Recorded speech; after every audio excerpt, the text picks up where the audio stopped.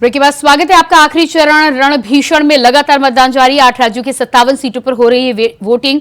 वहीं उत्तर प्रदेश की 13 सीटों से लेकर पंजाब की 13 सीटों पर आज मतदाता प्रत्याशियों के भाग्य का फैसला करते हुए नजर आ रहे हैं। बिहार की 8 सीटों पर आज मतदान हो रहा है। वहीं चंडीगढ़ की 1 सीट पर केंद्र शासित प्रदेश है। इसके अलावा हिमाचल की 4 सीटों पर मतदान की प्रक्रिया लगातार जारी है। झारखंड की 3 सीटें, दुमका, राजमहल और गोड्डा, ओडिशा की 6, पश्चिम बंगाल की 9 सीटों पर आज आखिरी चरण में मतदान है। जिसके बाद अलग अलग राजनीतिक दल अलग अलग तरीके दावे करते हुए नजर आ रहे हैं। नतीजा क्या निकलेगा उसके लिए तो 4 जून का इंतजार करना होगा। लेकिन आज जिस तरह से तमाम दिग्गज चुनावी मैदान में हैं, कई ऐसे चेहरे हैं जिनको लेकर सबकी निगाहें टिकी हुई हैं। और देश भर में 11 बजे तक वोटिंग को लेकर क्या कुछ आंकड़े हैं वो भी आपको हम बता देते हैं। 11 बजे तक देश भर में 26.30% वोटिंग दर्ज की गई है। बिहार में 11 बजे तक 24.25% वोटिंग, यूपी में 11 बजे तक 28.02% मतदान, जबकि पंजाब में 11 बजे तक 23.91% मतदान दर्ज किया गया। उड़ीसा की बात करें तो उड़ीसा में 11 बजे तक 22.64% वोटिंग दर्ज की गई है। हिमाचल प्रदेश में 11 बजे तक 31.92% वोट पड़े हैं। पश्चिम बंगाल का जिक्र करें तो पश्चिम बंगाल में 11 बजे तक 28.10% वोटिंग दर्ज की गई है, जबकि झारखंड में 11 बजे तक 29.55% वोटिंग का आंकड़ा दर्ज किया गया है।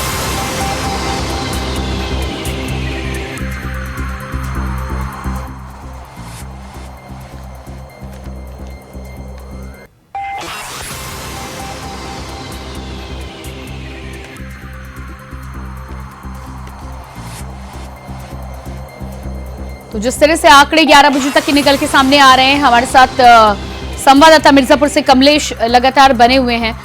कमलेश, जिस तरह से आंकड़े 11 बजे तक निकलकर सामने आ रहे हैं, लगातार भीषण गर्मी के बीच लोग मतदान करने के लिए पहुंच रहे हैं, क्या कुछ मिर्जापुर में देखने को मिल रहा है? और अब क्योंकि 1:30 से ऊपर का समय हो चला है, इस समय मतदान केंद्रों पर, बूथों पर क्या कुछ स्थिति नजर आ रही है?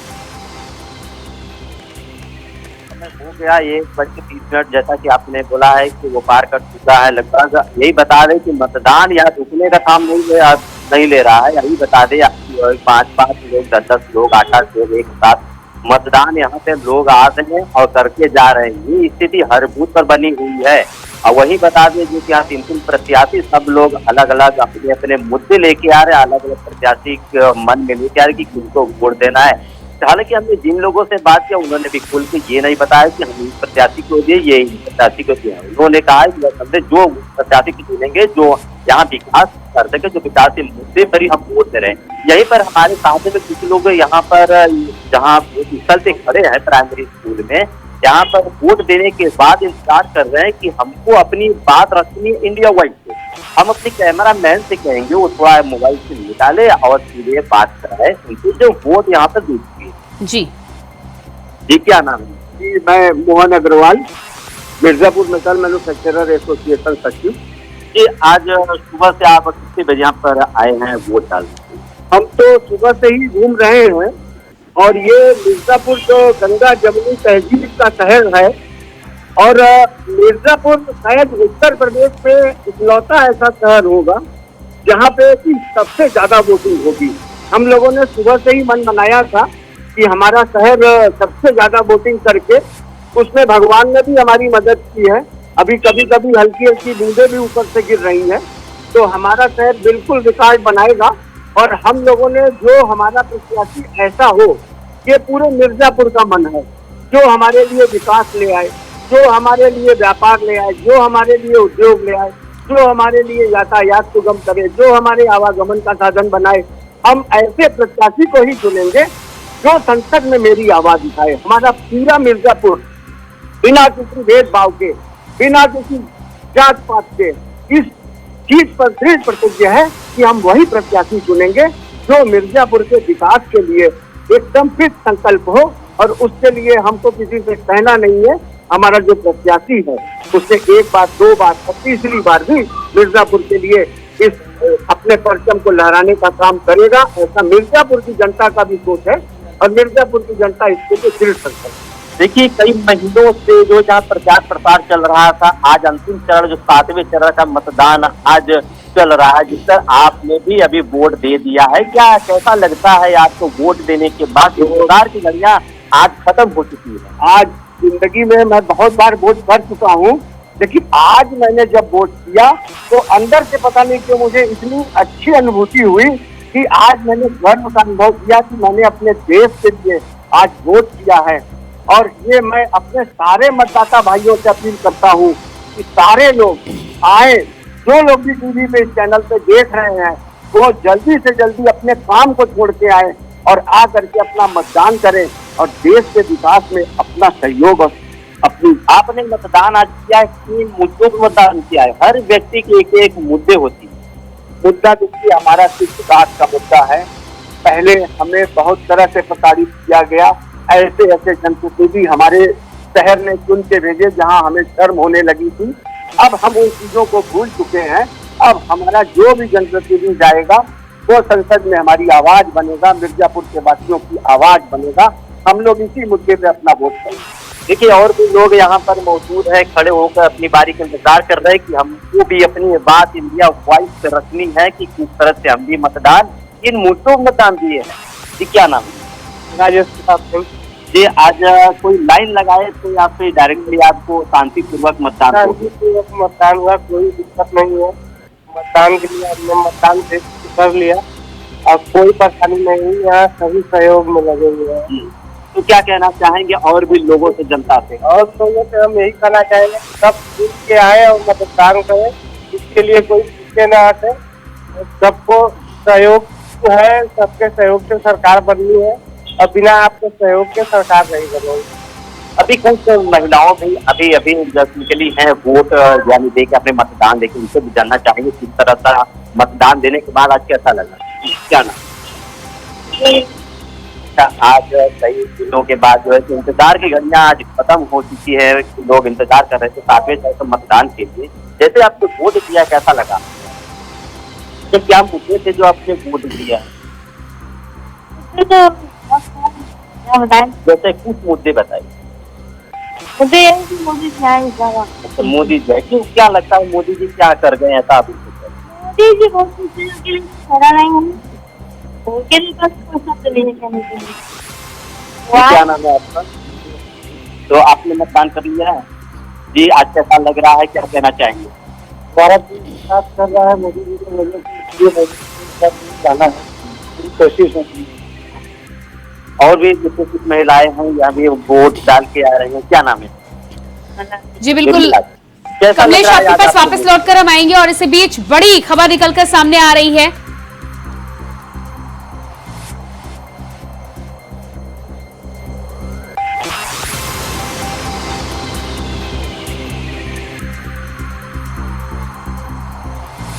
तो हमारे साथ संवाददाता लगातार बने हुए हैं, लेकिन जिस तरह से 8 राज्यों की 57 सीटों पर आज मतदान हो रहा है और इसी बीच बड़ी खबर निकलकर सामने आ रही, देश भर में 1 बजे तक के आंकड़े निकलकर सामने आए हैं। 40% तक मतदान दर्ज किया गया। बिहार में 1 बजे तक 35.65% वोटिंग, यूपी में 1 बजे तक 39.31% मतदान दर्ज किया गया है। पंजाब में 1 बजे तक 37.80% मतदान हुआ है, तो वहीं उड़ीसा में 1 बजे तक 37.64% वोटिंग दर्ज की गई है। तो देश के अलग अलग राज्यों से ही आंकड़े निकलकर सामने आ रहे हैं। हिमाचल प्रदेश में 1 बजे तक 48.63% मतदान, तो वहीं पश्चिम बंगाल में 1 बजे तक 45.07% वोटिंग दर्ज की गई है। इसके अलावा झारखंड की बात करें तो झारखंड में 46.80% मतदान हो चुका है। चंडीगढ़ में 1 बजे तक 40.14% वोटिंग हुई है, जबकि पंजाब में 1 बजे तक 37% वोटिंग, उड़ीसा में 1 बजे तक करीब 37% वोटिंग दर्ज की गई है। तो ये 1 बजे तक के आंकड़े हमारे सामने आ चुके हैं। कमलेश, आपके पास वापस मैं आऊंगी। आप बातचीत कर रहे थे तमाम लोगों से, 1 बजे तक के आंकड़े भी सामने आ गए हैं। 35 से 40 के बीच में यह आंकड़ा अभी झूलता हुआ नजर आ रहा है, हालांकि अभी 6 बजे तक का समय है। क्या कहना है आपका? देखिए, जो आंकड़े हैं मिर्जापुर के, वो तो अभी लगभग 30 के पार कर चुका है। अब ये आंकड़ा लगभग 60 तक भी पहुंच सकता है। हालांकि देखा जाएगा 6 बजे की जो हमारे पास रिपोर्ट आएगी, वो रिपोर्ट के आधार पर हम लोग अब बता पाएंगे किस तरह से कितना मिर्जापुर से कितना मतदान हो चुका है और 19 लाख जनता जहां मिर्जापुर के, उसमें कितने लोग जो है कि मतदान किए हैं और जी। कितने लोग बहिष्कार कर चुके हैं मिर्जापुर में। अब ये देखना ये कि जो भी इसके नतीजे आएंगे 4 तारीख फाइनली नतीजे आ चुके रहेंगे, जिस तरह से आज। जी बिल्कुल कमलेश, आपके पास वापस लौटकर हम आते हैं। हमारे साथ चंदौली से पवन पांडे भी लगातार बने हुए हैं। पवन, चंदौली की अगर बात करें तो 1 बजे तक के आंकड़े जिस तरह से आ चुके हैं, उत्तर प्रदेश में लगभग 40% तक मतदान दर्ज किया गया है। 40 से थोड़ा बहुत ऊपर नीचे हो सकता है। चंदौली की बात करें तो क्या आंकड़ा आपके सामने आ रहा है? चंदौली में अभी 1 बजे तक जो मतदान हुआ है वो 42.8% मतदान जो है कि अब तक पहुंच चुका है। वहीं मैं बात करूं कि जो वोटर है, मौसम भी काफी अब कुछ जैसे कि सुहाना हो चुका है। और साथ ही साथ मैं बता दूं कि लेकिन तापमान जो है, जो तापमान 40 डिग्री सेंटीग्रेड तापमान है और तापमान के बीच की उमस भी है, लेकिन इसके बावजूद भी लोगों में काफी उत्साह है। और इस उत्साह के बीच लोग जो है घरों से निकल रहे हैं और जाकर के बूथ पे पहुंच रहे हैं और बारी बारी से पंक्ति वार खड़ा होकर के बारी बारी से जो है मतदान कर रहे हैं। जी जी बिल्कुल, करुणेश भी हमारे साथ बलिया से बने हुए हैं। करुणेश, बलिया की स्थिति की बात करें तो बलिया में क्या कुछ अभी तक मतदान का प्रतिशत है और भीड़ क्या वहां पर देखी जा रही है? मौसम के क्या हाल है? क्या मौसम वहां भी सुहाना हो चला है? जी रिया जी, मैं आपको बिल्कुल बता दूं कि जिस तरह से सुबह में तो थोड़ी धूप नहीं थी, लेकिन अभी अगर देखा जाए तो दोपहर का समय है और थोड़ी धूप यहाँ निकल भी चुकी है और गर्मी भी है। लेकिन अगर मतदान का प्रतिशत कहे तो यहाँ 37.8% लगभग यहाँ मतदान हो चुका है। और लेकिन अभी जो भी मतदाता है अभी धीरे धीरे आ रहे हैं, लेकिन यह थोड़ी दोपहर के बाद और ये भीड़ बढ़ भी सकती है, क्योंकि अभी थोड़े घर से महिलाओं को निकलने के लिए मुश्किल का समय लग रहा है, क्योंकि काफी धूप हो चुकी है और गर्मी भी है।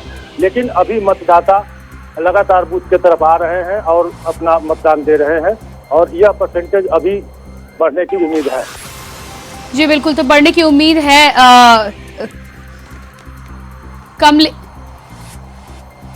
कमलेश, आपके पास वापस लौटकर हम आएंगे और इसी बीच में 1 बजे तक के आंकड़े सामने आ रहे हैं। लगातार आपको बता रहे हैं यूपी में 1 बजे तक, बलिया में 1 बजे तक 38.04% हुआ मतदान।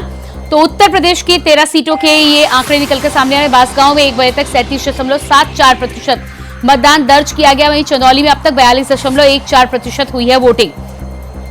देवरिया में अब तक 39.44% वोटिंग। तो यूपी में 1 बजे तक के आंकड़े करीब 40% हुआ है मतदान। बलिया में 38%, बांसगांव में करीब 37.74% मतदान। चंदौली में अब तक 42.14% वोटिंग दर्ज की गई है। देवरिया में 39.44%, गाजीपुर में 1 बजे तक 38.75%, तो वहीं घोसी में अब तक 38.30% वोटिंग दर्ज की गई है। गोरखपुर की बात करें तो गोरखपुर में करीब 37% मतदान 1 बजे तक दर्ज किया गया है। वहीं कुशीनगर में 40.22% मतदान के आंकड़े निकलकर सामने आ रहे हैं। महाराजगंज की बात करें तो महाराजगंज में 1 बजे तक 42.29% वोटिंग। वहीं मिर्जापुर में 1 बजे तक 41.55% वोटिंग दर्ज की गई। रॉबर्ट्सगंज की बात करें तो रॉबर्ट्सगंज में 1 बजे तक करीब 38%, सलेमपुर में 1 बजे तक करीब 37%, वाराणसी में 1 बजे तक करीब 39.25%। तो लगातार संवाददाता हमारे साथ अलग अलग जगहों से बने हुए हैं। कमलेश, जिस तरह से आंकड़ों की मैं बात कर रही थी, करीब 40% के करीब उत्तर प्रदेश में वोट और अलग अलग सीटों पर आंकड़ा थोड़ा बहुत इधर उधर जरूर है, लेकिन 37 से 38% तक मतदान निकलकर सामने आ रहा है। देखिए, जो 37 तक अभी तक आंकड़ा लगभग पहुंच चुका है 1 बजे तक। आपको बता दें कि ये आंकड़ा जो है कि धीरे धीरे बढ़ती जा रही है। आपको बता दें, लोग अपने घर से बाहर निकल कर अब आ रहे हैं। जो लोग इंतजार कर रहे थे कि सुबह वोट नहीं देने आ पाए, तो वो लोग अब धीरे धीरे इंतजार के उनकी घड़ियां खत्म होने के बाद वो सब अपने घरों से बाहर निकल के अपने परिवार के साथ आ रहे हैं वोट देने के लिए। अब वही बात करें कि मगरराहा कला की, अभी तक 1 बज गया है, पर मगरराहा कला के जो बहिष्कार लोग कर रहे हैं वो बिल्कुल मानने के लिए तैयार नहीं है। बार बार उनका निवेदन है कि यहाँ से जब से प्रशासन, जिलाधिकारी यहाँ नहीं आएंगे तब तक हम लोग बिल्कुल वोट नहीं देंगे। और शहर की बात करें, शहर के बूथ स्थल पे जहाँ मौजूद है, यहाँ पे सुरक्षित वोट किया जा रहा है। ऐसा ही कई बूथ स्थल शहर के अंदर है, सभी जगह एकदम सुरक्षा व्यवस्था के साथ में वोट लोग कर रहे हैं, मतदान कर रहे हैं और खुशी से खुशी अपने घर को जा रहे हैं और लोगों को भी प्रेरित कर रहे हैं कि ज्यादा से ज्यादा सब लोग अपने घर को निकल कर मतदान करने आए। जी बिल्कुल, तो घरों से निकलकर मतदान करने के लिए आए हैं। पवन पांडे लगातार चंदौली से बने हुए हैं। जी पवन, आंकड़ों की जिस तरह से हम बातचीत कर रहे थे, उत्तर प्रदेश में करीब 40% तक आंकड़ा है और लगभग सभी सीटों पर 1-2% का अंतर है, लेकिन लगभग आंकड़ा एक जैसा ही नजर आ रहा है। जी, आपको मैं बता दूं कि मैं अभी कुछ देर पहले कहा कि देखिए जो मौसम की जो मार थी उससे काफी जो चिलचिलाती जो अब तक जो 6 चरण के जो चुनाव हुए थे काफी अंतर था, जो वोट का परसेंटेज था काफी अंतर था, बहुत कम हुआ था। तो कहीं न कहीं ये जो हीट स्ट्रोक का जो ज्यादा जो प्रभाव था, इसके कारण मतदाता जो है कि घरों से नहीं निकल पा रहे थे। हालांकि आज का जो मौसम है, अगर मैं खासतौर से चंदौली की बात करूं तो आज जो मौसम है तो अभी 1 घंटे पूर्व तो कहा जा सकता है कि चिलचिलाती होती, लेकिन अभी जो करंट का जो मौसम है प्रेजेंट टाइम, इस समय थोड़ा सा मौसम कुछ अनुकूल हुआ है। तो कहीं न कहीं मतदाता जो है वो घरों से निकल रहे हैं और निकल करके अब वही फर्जीवार बूथ पे पहुंचे हैं और फर्जीवार खड़ा होकर के बारी बारी से अपने मताधिकार का प्रयोग कर रहे हैं। जी बिल्कुल, तो इस तमाम जानकारी के लिए आप सभी का बहुत बहुत शुक्रिया मैं करना चाहूंगी। कमलेश, पवन पांडे जी और करुणेश हमारे साथ जुड़े हुए थे बलिया से। तो लगातार जिस तरह से आंकड़े निकलकर सामने आ रहे हैं, 1 बजे तक के आंकड़ों की बात करें तो करीब 40% तक मतदान दर्ज किया गया है और उत्तर प्रदेश की 13 सीटों की बात करें तो 37 से 38% तक वोट 1 बजे तक के आंकड़े, लेकिन 6 बजे तक का भी समय बाकी है। जनता निकलकर सामने आ रही है। कहीं कहीं उत्तर प्रदेश के कुछ जिलों में मौसम बेहतर भी हो चला है, मौसम सुहावना हो चला है। उसका फायदा वोटिंग प्रतिशत पर क्या पड़ता हुआ नजर आएगा, शाम तक ये आंकड़े निकलकर सामने आएंगे। इसी बीच हमारे साथ स्टेट कोऑर्डिनेटर उत्तर प्रदेश से अनिल पाठक जी भी जुड़ रहे हैं।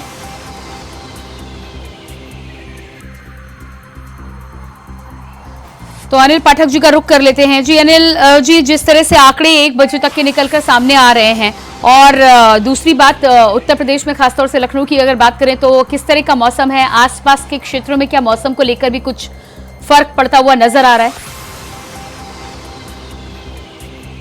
मौसम ने अपना मिजाज बदला है और टेम्परेचर थोड़ा डाउन हुआ है। ये मौसम का जो अचानक टेम्परेचर बढ़ गया था उसकी वजह से बहुत अधिक गर्मी बढ़ गई थी और साथ ही लू का भी प्रकोप देखने को मिल रहा था। लेकिन अचानक मिजाज बदला है, आसमान में बादल और थोड़ा ठंडी हवाएं जो हैं अब चल रही हैं, जिससे थोड़ा राहत महसूस कर रहे हैं पब्लिक जो है। जी बिल्कुल, तो राहत एक तरफ मौसम को लेकर पब्लिक महसूस कर रही है, दूसरी तरफ आखिरी चरण का चुनाव है। क्या लगता है आपको, राजनीतिक दल भी ये राहत, सियासी राहत महसूस कर पाएंगे? हाँ, बेशक जो 13 सीटों पर उत्तर प्रदेश में चुनाव हो रहा है वहां पर अंतिम चरण में कुछ मतदान प्रतिशत बढ़ने की उम्मीद है, क्योंकि जिस तरह से पूरे देवता ने थोड़ी नरमी बरती है उससे जो है लोग घरों से बाहर निकल रहे हैं। लेकिन इसके बावजूद जो है वो उत्साह देखने को नहीं मिल रहा है जो आमतौर पर विधानसभा चुनाव में होता है या पिछले लोकसभा चुनाव में था। कहीं न कहीं मतदाताओं का जो उत्साह है वो काफी फीका रहा है। ये 2024 लोकसभा चुनाव को लेकर के बात करें तो ये उत्साह प्रधानमंत्री के लोकसभा क्षेत्र वाराणसी में भी नहीं देखने को मिला, जहाँ पर मोदी जी स्वयं चुनाव लड़ रहे हैं। लगातार यहाँ पर जो बड़े दिग्गज नेता हैं कैंप कर रहे थे, दर्जनों मंत्री थे, लोगों से अपील कर रहे थे, कह रहे थे कि इस बार जीत का आंकड़ा 10 लाख पार हो और इसके लिए कम से कम 80% मतदान होना चाहिए। लेकिन जिस गति से मतदान हो रहा है उससे ये उम्मीद नहीं है कि मतदान प्रतिशत जो है वो 80% पहुंच पाएगा, या ये कह ले कि 60% पार करना भी बड़ी चुनौती है वाराणसी में। और लबोलुआब यही स्थिति बगल चंदौली, गाजीपुर, देवरिया और घोसी जितने भी लोकसभा क्षेत्र हैं, गोरखपुर, यहाँ पर भी देखने को मिल रही है प्रियंका। जी बिल्कुल, तो जिस तरह से आंकड़ा निकलकर सामने आ रहा है और वाराणसी का जिक्र कर रहे हैं, जाहिर सी बात है कि 80% का टारगेट सेट किया गया था, लेकिन अब 60 पहुंचना भी मुश्किल हो चुका है। इसका मतलब ये साफ माना जा सकता है कि 2024 के चुनाव में लाख कोशिशें करने के बावजूद भी जनता की जो नाराजगी से कह लें या जनता की उदासीनता है उसे दूर कर पाने में तमाम मोर्चों पर अलग अलग संस्थाएं कह लें, राजनीतिक दल कह लें, चुनाव आयोग कह लें, वो विफल ही अभी तक के आंकड़ों के हिसाब से साबित होते हुए नजर आ रहे हैं। आप बेशक प्रियंका, इस तरह की तस्वीरें देखने को मिल रही हैं। हमारे वो वोटर जो पढ़े लिखे हैं वहां पर ही हम अक्सर देखते हैं कि मतदान का प्रतिशत जो है वो काफी कम होता है, जबकि जो कम पढ़े लिखे वोटर हैं उनमें वोट को लेकर के अपने कैंडिडेट को जिताने के लिए वो उत्साह अपेक्षाकृत ज्यादा देखने को मिलता है। लेकिन अंतिम चरण में भी कुछ ऐसी ही तस्वीर आ रही है। कहीं पर थोड़ी बहुत लंबी लाइनें दिख रही हैं और कहीं पर तो एकदम से सन्नाटा पसरा हुआ है। जी बिल्कुल, तो सन्नाटा पसरा हुआ है। लेकिन उत्तर प्रदेश की 13 सीटों की अगर बात करें तो बेहद अहम माना जा रहा था आखिरी चरण। जिस तरह से राजनीतिक दिग्गज तो मैदान में है ही, लेकिन पूर्वांचल की 27 सीटों में से ये 13 सीटें प्रभावकारी हैं और 80 सीटों में योगदान भी देने वाली हैं। पिछली बार की स्थिति आप जानते हैं, इस बार क्या लग रहा है? आखिरी चरण आधा दिन बीत जाने के बाद क्या कुछ तस्वीर अब क्लियर होती नजर आ रही है? देखिए प्रियंका, पिछले अगर लोकसभा चुनाव की हम बात करें तो समाजवादी पार्टी कुछ खास नहीं कर पाई थी पूर्वांचल में।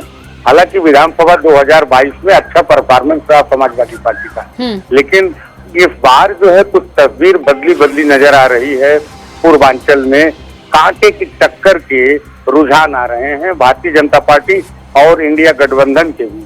और ये 13 सीटें जो हैं ये काफी निर्णायक होने जा रही हैं। जो अंतिम चरण की सीटें हैं, इसके पहले जो छठे चरण की सीटें थी उनकी संख्या 14 थी, वो भी एकदम निर्णायक भूमिका में निभाती नजर आ रही हैं।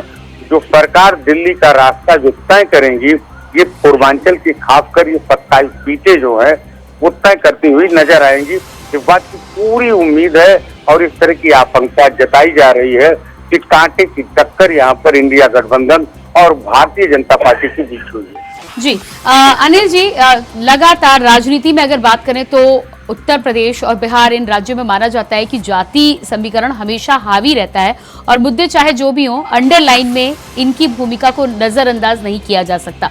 पूर्वांचल की इन 13 सीटों को लेकर यह भी माना जाता है जिस तरह से दलित वोटर, अनुसूचित जनजाति, SC के वोटर हैं, अहम भूमिका निभाते हैं। कहीं कहीं पर अलग समीकरण भी देखने को मिल रहे हैं। लेकिन क्या लग रहा है, अब जब आखिरी चरण का रण आधे तक पहुंच चुका है, क्या वाकई में आपको लगता है कि वोटिंग यहाँ पर मुद्दों के आधार पर हुई है या जातिगत समीकरण यहाँ एक बार फिर से हावी होते नजर आ रहे हैं? देखिए प्रियंका, 2000 अगर हम 19 की बात करें तो उत्तर प्रदेश का जो अदर बैकवर्ड मतलब जो पिछड़ा वोटर है या पिछड़ी जाति का वोटर है वो काफी 90% भारतीय जनता पार्टी के पास था। यादव बिरादरी की अगर हम बात छोड़ दें तब यादव तो एक कोर वोटर माना जाता है समाजवादी पार्टी का, लेकिन इस बार तस्वीरें बदली हैं। जो पिछड़ी जाति के वोटर हैं वो जो है खेमे में बटे हुए हैं, उनका बिखराव हुआ है जो चुनौती बन गया है भारतीय जनता पार्टी के लिए।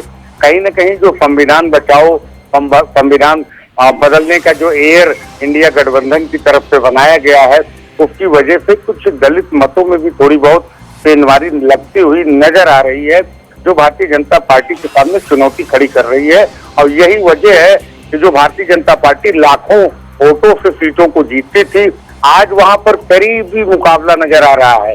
जो विशेषज्ञ हैं, जो पंडित, चुनावी पंडित कहे जाते हैं, उनका भी दिमाग ठनक गया है कि आखिर कौन जीत सकता है यहाँ पर, क्योंकि मार्जिन जो है वो 10, 20, 30 हजार के बीच रहने वाला है। इस वजह से कुछ तय पाना जो है वो अभी बहुत जल्दबाजी होगी, लेकिन फिर भी मुकाबला जो है पूर्वांचल में वो काफी कांटे का है। जी बिल्कुल, वोट शेयर को लेकर सटीक नतीजे तो जाहिर सी बात है 4 जून के बाद ही निकलकर सामने आएंगे, लेकिन 19 के हिसाब से अगर देखा जाए तो बीएसपी को लेकर जिस तरह से पिछली बार 18-19% के करीब वोट शेयर बीएसपी का था चुनाव में, और बीजेपी की बात करें तो करीब 37-38% तक का वोट शेयर था। दलित वोट बैंक को लेकर जो आपने कहा है कि भारतीय जनता पार्टी के खाते में गया होगा, बीएसपी ने इस बार कोशिश जरूर की है, लेकिन कितना कमाल कर पाएगी ये 4 जून तक देखना होगा। और अंदाजा और उम्मीद कोई खास नहीं बनी हुई है। ऐसे में क्या आपको लगता है कि वो जो 17-18% बीएसपी का वोट शेयर रहा है, वो अगर छिटकता है तो किधर, किसके खाते में कितना जा सकता है? देखिए प्रियंका, अगर हम बात करें 2019 का जो लोकसभा चुनाव है, गठबंधन के लिहाज से आजाद भारत का सबसे बड़ा गठबंधन था लोकसभा चुनाव का, बहुजन समाज पार्टी और समाजवादी पार्टी का। लेकिन सियासत के लिए एक बातें और भी कही जाती है कि राजनीति में कभी 2-2-4 नहीं होता है।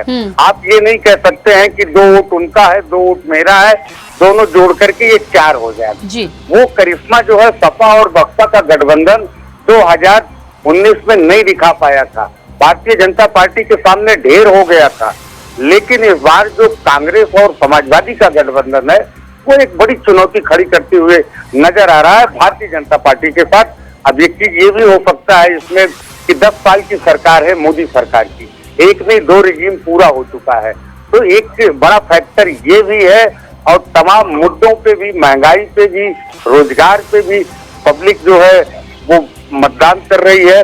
साथ में जो भगवान राम का मंदिर भारतीय जनता पार्टी ने बनाया है ये भी एक बड़ा मुद्दा है। और इधर भारतीय जनता पार्टी ने जिस तरह से मुस्लिम आरक्षण को लेकर के एक हवा बनाई है वो भी एक बड़ा इशू मतदाताओं के बीच जा रहा है। जी बिल्कुल अनिल जी, तो मुद्दे कई हैं, लेकिन किन मुद्दों पर जनता वोट कर रही है और जनता के मन में कौन से मुद्दे हैं इसका नतीजा तो 4 जून को ही पता चलेगा। फिलहाल इस तमाम जानकारी के लिए और जुड़ने के लिए आपका बहुत बहुत शुक्रिया। तो लगातार जिस तरह से 8 राज्यों की 57 सीटों पर मतदान चल रहा है और आंकड़े भी निकल कर सामने आ रहे हैं, पल पल की अपडेट आप तक पहुंचाते रहेंगे। लेकिन फिलहाल रुकते हैं एक छोटे से ब्रेक के लिए, कहीं मत जाइएगा।